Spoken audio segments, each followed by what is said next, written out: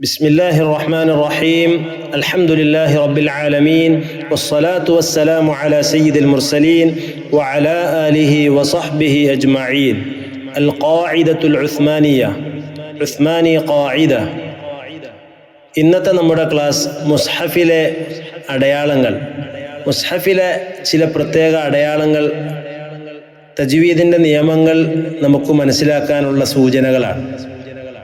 ഖായിദയിലേക്ക് ശ്രദ്ധിക്കുക. പാരായണ സൗകര്യങ്ങൾക്കായി ധാരാളം അടയാളങ്ങൾ ഇന്ന് മുസ്ഹഫുകളിൽ കാണാം.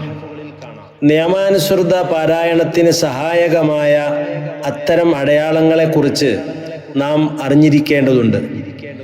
അറബ് രാജ്യങ്ങളിൽ ഇന്ന് വ്യാപകമായി കാണുന്ന മുസ്ഹഫുകളിലെ അടയാളങ്ങൾ അതാത് നിയമങ്ങളോടൊപ്പം നമുക്ക് പരിചയപ്പെടാം.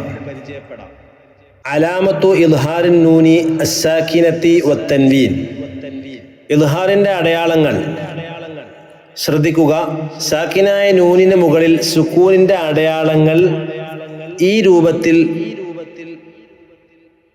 0 പൂർത്തിയാകുന്നതിന് മുമ്പുള്ള അവസ്ഥ, കൂട്ടിമുട്ടിക്കാതെയുള്ള സുക്കൂൻ, അല്പം തുറന്നിട്ടുള്ള ഈ രൂപത്തിലുള്ള സുക്കൂൻ ഉണ്ടാകുന്നതായിരിക്കും. ഉദാഹരണം അൻഅംത, അവിടെ നൂനിന്റെ സുക്കൂൻ അല്പം തുറന്നിരിക്കുന്ന രൂപത്തിലായിരിക്കും. മറ്റൊരു ഉദാഹരണം മിൻഹും, നൂനിന്റെ സുക്കൂൻ അല്പം തുറന്നിരിക്കുകയാണ്. ഇതിൻ്റെ അർത്ഥം ഇൽഹാറിൻ്റെ സൂചനയാണ്.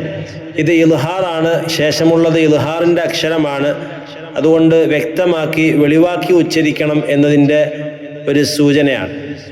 ഗൾഫ് പ്രിന്റ് മുസ്ഹഫുകളിൽ ഇത് പ്രത്യേകം കാണാവുന്നതാണ്. ഇനി തൻവീനിൽ പരസ്പരം ചേർന്നു നിൽക്കുന്ന ഹറക്കത്തുകളും ഇൽഹാർ ചെയ്ത് പാരായണം ചെയ്യണമെന്ന് അറിയിക്കുന്ന അടയാളങ്ങളാണ്. ഈ രൂപത്തിൽ തൻവീനിൽ പ്രത്യേകം ഫത്ഹ തൻവീൻ, അതുപോലെ കസ്റ തൻവീൻ, ഈ തൻവീനുകൾ രണ്ടും സമം നിൽക്കുന്ന ഹറക്കത്താണെങ്കിൽ അത് ഇൽഹാറിൻ്റെ അടയാളമാണ്.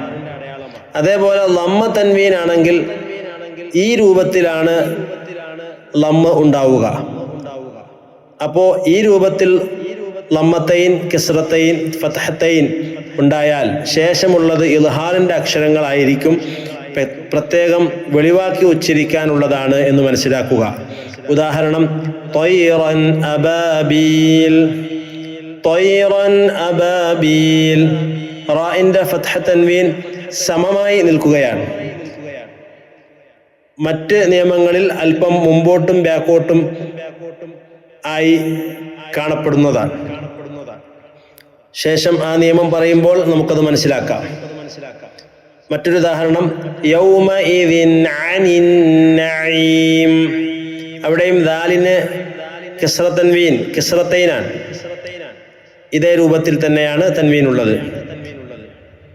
അടുത്ത ലമ്മത്തൈൻ്റെ ഉദാഹരണം നാറുൻ ഹാമിയ, അവിടെയും ലമ്മ തൻവീൻ 2 ലമ്മ കൂട്ടി എഴുതിയതാണെങ്കിലും ചെറിയൊരു പ്രത്യേക വ്യത്യാസത്തോടു കൂടിയാണ് ലമ്മത്തൈൻ അവിടെയുള്ളത്. ഈ രൂപത്തിലുള്ളത് ഇൽഹാറിൻ്റെ അടയാളമാണെന്ന് പ്രത്യേകം മനസ്സിലാക്കുക.